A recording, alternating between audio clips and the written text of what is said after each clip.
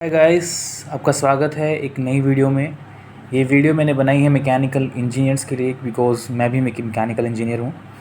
और जब मैं कॉलेज में था तो मुझे भी आइडिया नहीं था कि कैसे क्या करना है आगे, क्या ऑप्शंस हैं मेरे पास। सो मैं उन सभी स्टूडेंट्स के लिए जो मैकेनिकल में इंजीनियरिंग में हैं अभी।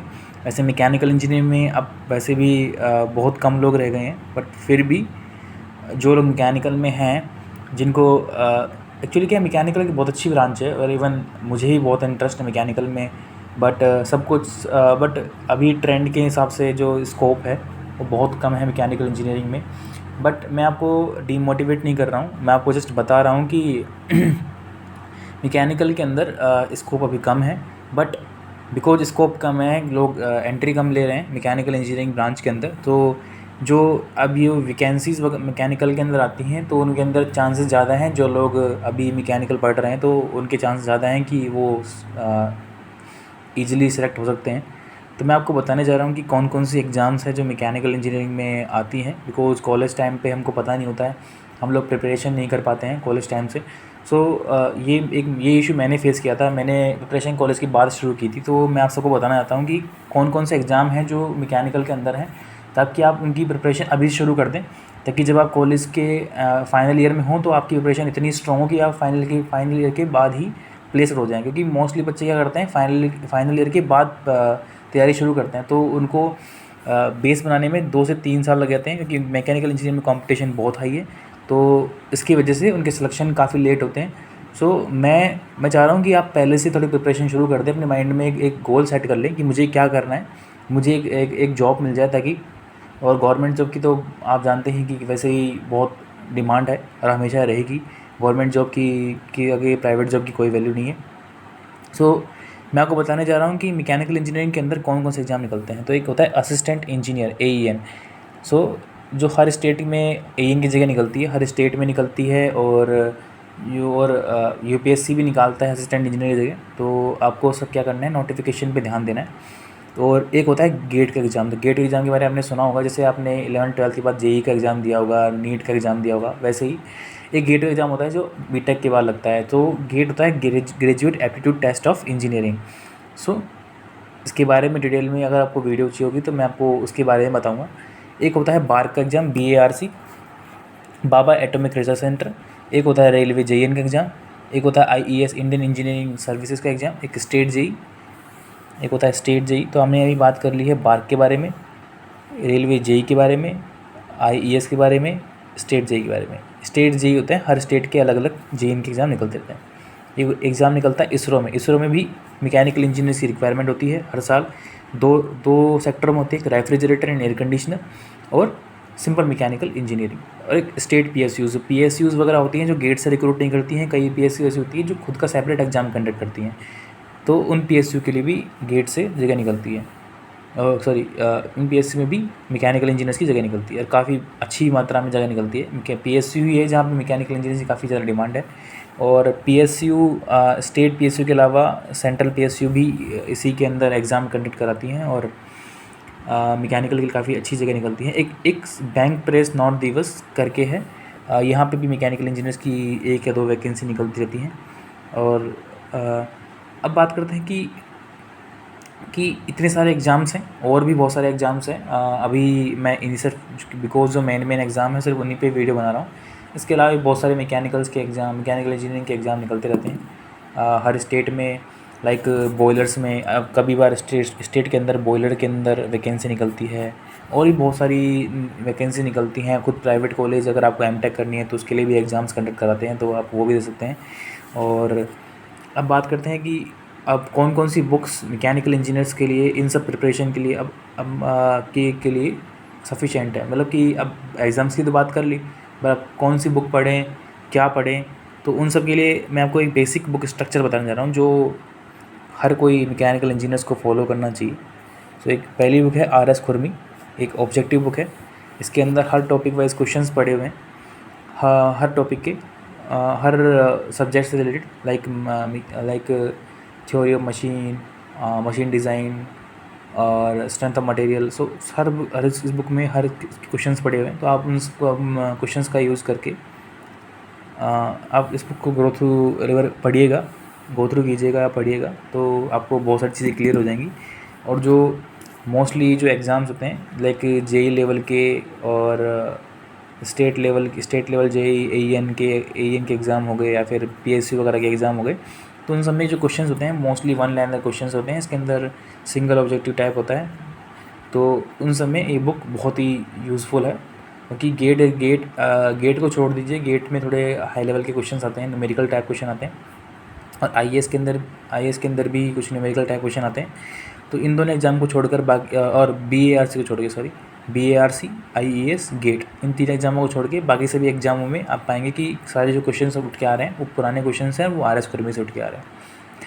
एक बुक आती है R K Jain, similar to R S Khurmi, एक आर के जैन की बुक है, पर इस बुक की थोड़ी खास, इस बुक में दिक्कत ये है कि इसके अंदर कुछ जो क्वेश्चंस हैं उनके सॉल्यूशंस क्लियर नहीं है, मतलब कि ऑप्शंस के अंदर गलतियां हैं। अगर आपको आपके कॉन्सेप्ट क्लियर है तो आपको पता लग जाएगा कि कौन सा क्वेश्चन का आंसर गलत है, कौन सा क्वेश्चन का आंसर सही है। पर एक अच्छी बुक है, इसके अंदर से भी काफ़ी क्वेश्चंस मिलते हैं। और मैथमेटिक्स बहुत इंपॉर्टेंट है। अगर आप गेट वगैरह एग्ज़ाम दे रहे हैं तो मैथमेटिक्स, जो इंजीनियरिंग मैथमेटिक्स वो बहुत इंपॉर्टेंट है।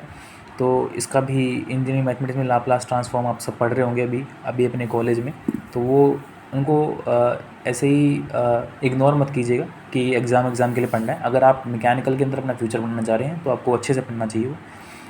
और कुछ स्टेट जेई एग्ज़ाम हो गए, राजस्थान जेई के एग्ज़ाम अगर आप देंगे तो आपको पता लगेगा कि वो लोग भी इंटीग्रेशन से और लाप्लास वगैरह से क्वेश्चन वगैरह पूछते हैं। तो ये बहुत ही अच्छा है आपके लिए अगर आप अच्छे से पढ़ते हैं इसको। और रीजनिंग एक बहुत ही इम्पोर्टेंट चीज़ है, इम्पोर्टेंट सब्जेक्ट है जो आपको कवर करना ही चाहिए। क्योंकि मोस्टली हम रीजनिंग में अच्छे होते हैं, पर जो हम टाइम मैनेजमेंट को नहीं समझ पाते हैं, टाइम मैनेजमेंट करना एग्ज़ाम के अंदर बहुत इंपॉर्टेंट होता है। और रीजनिंग के क्वेश्चंस काफ़ी ट्रिकी क्वेश्चंस आते हैं, बहुत सारे क्वेश्चंस सभी सॉल्व हो जाते हैं, बट दिक्कत क्या आती है कि हम उनको गिवन टाइम में सॉल्व नहीं कर पाते हैं। कुछ क्वेश्चंस के लिए कुछ नए क्वेश्चन मार्केट में आने लगे हैं, तो हाँ, तो रीजनिंग की प्रैक्टिस बहुत ज़रूरी है। आप अभी से शुरू कर दीजिए, रोज़ का आप हाफ एन आवर्स दीजिए और रीजनिंग काफ़ी अच्छी हो जाएगी आपकी। और रीजनिंग इतनी अच्छी होगी, आप नॉन टेक एग्जाम, फिर आप नॉन टेक के लिए भी अप्लाई कर सकते हैं। नॉन टेक एग्जाम्स बहुत सारे निकलते हैं, एसएससी वगैरह, सीजीएल वगैरह के एग्ज़ाम निकलते हैं। और हाँ, एक एग्ज़ाम और रह गया है यहाँ पे, एसएससी जेई, ये भी एक अच्छा एग्ज़ाम है। और इंग्लिश की भी हम मैकेनिकल इंजीनियर्स की काफ़ी अच्छी नहीं होती है। इंग्लिश ग्रामर की बात कर रहा हूँ मैं, तो इंग्लिश पे भी फोकस कीजिए, like passive voice, active voice, and narration, and some questions like synonym, antonym, these kind of questions बहुत कॉमनली एग्जाम से पूछे जाते हैं, तो ये सब आपको प्रैक्टिस करना चाहिए। जीके जीएस भी एक बहुत ही इंपॉर्टेंट रोल प्ले करता है, तो जीके जीएस को भी आपको नहीं भूलना है। जीके जीएस के लिए आप लूसेंट कवर कर सकते हैं, लूसेंट एक सफिशिएंट बुक है, तो लूसेंट का आप यूज़ कर सकते हैं जीके जीएस के लिए। लूसेंट मोर देन इनफ है। और पहले जैसे कि आप पता ही है, आपको पहले जीएस पढ़ना चाहिए, क्योंकि जीएस आसान रहता है, फिजिक्स, केमिस्ट्री, बायोलॉजी, तो उसमें भी आपको प्रेफरेंस अपने दिमाग से सेट करनी है। लाइक बायोलॉजी पे पहले आपको पढ़ना है, क्योंकि फिजिक्स केमिस्ट्री आप मोस्टली क्वेश्चन सॉल्व कर पाएंगे, क्योंकि आप बचपन से फिजिक्स केमिस्ट्री पढ़ते आ रहे हैं, बायोलॉजी का हमारा टच नहीं है, तो बायोलॉजी के क्वेश्चन पहले टच करने। और करंट अफेयर का एक बहुत बड़ा रोल है। तो अभी आपको क्या होता है कि हम जब करंट अफेयर पहली बार पढ़ने बैठते हैं तो हमको पता नहीं होता कि करंट अफेयर कैसे पढ़ें, कौन सी बुक पढ़ें, कितना पढ़ें, और क्या क्या मटेरियल यूज़ करें। तो करंट अफेयर का सिंपल सा फंडा है, आपको थोड़ा बस जस्ट बेसिक यूट्यूब पे वीडियोस देख रहे हैं और उनको पता करना है कि किस तरह का कंटेंट पूछा जा रहा है। उसके अलावा मार्केट में बहुत सारी बुक्स आती हैं, मंथली बुक्स आती है, लाइक क्रोनोलॉजी एंड और भी बहुत सारी बुक्स हैं, तो आप उनका यूज़ कर सकते हैं। तो मैं यही कहूँगा कि आपको अगर आप सीरियस हैं, मैकेनिकल इंजीनियरिंग में हैं आप, और आप सीरियस हैं गवर्नमेंट जॉब में जाने के लिए, तो आप अभी से प्रिपरेशन शुरू कर दीजिए, क्योंकि कंपटीशन बहुत टफ हो जाता है जब आप वहाँ निकलते हैं। आपका घर का और घर वालों का प्रेशर भी रहता है, और मेंटल प्रेशर भी बहुत सारे रहते हैं। तो अगर आप अभी से प्रिपरेशन करेंगे तो आपके लिए बहुत ही बेनिफिट होगा। आपको कम टाइम में आप अच्छी जगह और एक प्रॉपर गोल के साथ आप तैयारी कर पाएंगे। अदरवाइज़ जब आप कॉलेज से निकलेंगे तो आप भटक जाएंगे कि मैं कौन सा एग्ज़ाम दूँ, क्योंकि आपको लगेगा कि मैं ये भी एग्ज़ाम दे लूँ, मैं ये भी एग्ज़ाम दे लूँ, और उस बीच में आप किसी भी एग्ज़ाम में अच्छा स्कोर नहीं कर पाएंगे। सो एक प्रॉपर गोल होना ज़रूरी है, ताकि आप अच्छे से प्रिपरेशन कर सकें। और अभी आपके पास कोई मेंटल प्रेशर भी नहीं होगा, क्योंकि अब आप कॉलेज में हैं, तो आप अच्छे से तैयारी कीजिए। और आपको कोई डिटेल वीडियो चाहिए, लाइक गेट पे डिटेल वीडियो चाहिए, आपको इसरो पे चाहिए, आपको स्टेट पीएससी पे चाहिए, एसएससी जेई पे चाहिए, और आरएस कुर्मी कैसे पढ़ें, आर के जैन कैसे पढ़ें, मैथमेटिक्स कैसे पढ़ें, रीजनिंग कैसे पढ़ें, इंग्लिश कैसे पढ़ें, जीके जीएस कैसे पढ़ें, करंट अफेयर कैसे पढ़ें, और कुछ भी आपको कोई भी इन्फॉर्मेशन चाहिए मैकेनिकल इंजीनियरिंग से रिलेटेड, कोई भी इन्फॉर्मेशन, तो आप मुझे कमेंट कर सकते हैं, ताकि मुझे पता रहे कि आपको क्या दिक्कत आ रही है। मैं उन कमेंटों को पढ़ के उन पे या तो वीडियो बना दूंगा या फिर कमेंट के अंदर ही आंसर आपको दे दूंगा। तो guys, start doing preparation for these exams, because mechanical engineering में कंपटीशन बहुत टफ है। और सब्जेक्ट्स की क्या प्रायोरिटी रखनी है, तो आपको सब्जेक्ट्स के बारे में भी कुछ आइडिया देता हूँ। लाइक हमारे तीन या चार तरह के सब्जेक्ट होते हैं: थर्मल इंजीनियरिंग, प्रोडक्शन, और like like thermal, production, and subjects like strength of material, theory of machine, design subjects. तो ये सब्जेक्ट्स हैं, पर थर्मल और प्रोडक्शन मोस्टली इसी पार्ट्स में से पूछा जाता है। थर्मल प्रोडक्शन ही मेन टॉपिक्स रहते हैं। जब भी आप किसी एग्ज़ाम में जाएंगे तो आप बताएंगे कि 100 में से 50 से 60 क्वेश्चन थर्मल और प्रोडक्शन से ही पूछे जा रहे हैं, और बाकी के जो 30-40 क्वेश्चन हैं वो अदर लाइक डिज़ाइन से और स्ट्रेंथ ऑफ मटेरियल वगैरह से पूछे जा रहे हैं। तो आपको मोस्टली क्या करना है कि थोड़ा पहले आपको करना है कि एक बार सिलेबस को देख लेना है, अच्छे से कवर करना है। उसके बाद आपको प्रीवियस ईयर पेपर को एनालाइज करना है कि प्रीवियस ईयर में कैसे क्वेश्चंस पूछे गए हैं जिस एग्ज़ाम के लिए आप टारगेट कर रहे हैं, और पहले उन प्रीवियस ईयर क्वेश्चंस को देख के उसके बेसिस पे प्रिपरेशन शुरू करिएगा। क्योंकि क्या होता है ना कि प्रिपरेशन हर कोई करता है, और दिक्कत क्या आती है प्रिपरेशन के टाइम दिक्कत आती है, हम बहुत सारा पढ़ लेते हैं जो एग्ज़ाम टाइम पे हमको तब तक याद नहीं रह पाता है, और बहुत सारी चीज़ें इररिलेवेंट पढ़ लेते हैं जिनका कोई एग्ज़ाम से मतलब नहीं है, और हम स्पेसिफिक टॉपिक पे अच्छा फोकस नहीं कर पाते हैं, ताकि जिसकी वजह से हमारे मार्क्स एग्ज़ाम में बाकी कंपैरिजन में कम आते हैं, और हमको लगता है यार हमने तो मेहनत ज़्यादा की तो फिर भी हमारे मार्क्स कम आए। तो उसका रीज़न ये है कि आपने एक स्पेसिफिक प्रिपरेशन नहीं की। आपको जो एग्ज़ाम की डिमांड है आपने उसके हिसाब से प्रिपरेशन नहीं की। आपने सब कुछ कवर करने की कोशिश की, सब कुछ कवर करने के चक्कर में आप अच्छे से चीज़ों को हैंडल नहीं कर पाए, और आपके कॉन्सेप्ट अच्छे नहीं रह पाए। इस वजह से आप एग्ज़ाम क्लियर नहीं कर पाए। सो पहले कॉन्सेप्ट को क्लियर कीजिए। अगर आप सेकेंड ईयर थर्ड ईयर में हैं तो आपके लिए बहुत अच्छा एक गोल्डन अपॉर्चुनिटी है, क्योंकि ऐसी अपॉर्चुनिटी दोबारा लाइफ में कभी नहीं मिलेगी आपको। ये आपको मान के चलना है कि कॉलेज टाइम ही बेस्ट टाइम है प्रिपरेशन के लिए भी, और खेलने के लिए भी, कूदने के लिए भी। जो भी वक्त है सिर्फ कॉलेज का है, उसके बाद आपको लाइफ वैसी नहीं दिखेगी।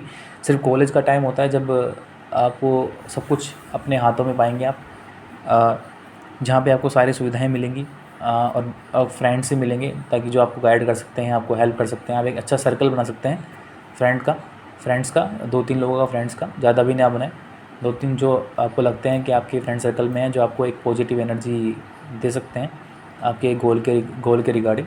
सो आप उन लोगों के साथ रह के प्रिपरेशन कर सकते हैं। और प्रिपरेशन करने से पहले जिस भी एग्ज़ाम के लिए प्रिपरेशन कर रहे हैं तो पहले उसका एग्ज़ाम का सिलेबस एक बार ज़रूर पढ़ लें। हमको क्या होता है कि चीज़ें सबको पता रहती हैं कैसे पढ़ना है, क्या पढ़ना है, बट दिक्कत क्या आती है, हम उसको एग्जीक्यूट नहीं कर पाते। तो एक शुरू से ही ऐसे माइंड में ना रखें कि नहीं आज के दिन ही पूरा पढ़ लूँगा, आज के दिन ही सब कुछ ख़त्म कर दूँगा मैं। ऐसा नहीं होता है। छोटे छोटे कदम उठाइए, बिल्कुल बहुत छोटे। अगर आप सेकेंड या थर्ड ईयर में हैं तो आप रोज़ का 1 घंटे शुरू कीजिए, 1 घंटा पढ़ना रोज़, और धीरे टाइम स्लॉट को बढ़ाते जाइए। देखेंगे कि आप ग्रेजुअली आप काफ़ी इंक्रीज़ कर रहे हैं और काफ़ी अच्छा परफॉर्मेंस कर रहे हैं। और न्यूमेरिकल सॉल्विंग, अगर आप गेट के लिए तैयारी कर रहे हैं तो न्यूमेरिकल सॉल्विंग का प्रैक्टिस आपको करते रहना है।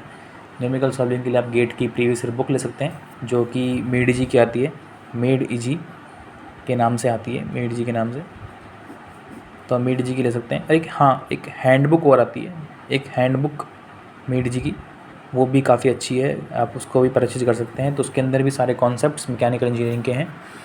तो ये था मेरा वीडियो मैकेनिकल इंजीनियर्स के लिए। So I hope you like it, and if you like please share and subscribe my channel for more updates. And जो भी आपको नॉलेज चाहिए किसी भी एग्ज़ाम के रिगार्डिंग, या फिर किसी भी सब्जेक्ट के रिगार्डिंग, कि कैसे आर एस खुरमी पढ़ें, कैसे आर के जैन पढ़ें, कैसे मैथमेटिक्स पढ़ें, कैसे रीजनिंग पढ़ें, कैसे इंग्लिश पढ़ें, कैसे जी के जी एस पढ़ें, कैसे करंट अफेयर्स एंड ऑल चीज़ें कवर करें।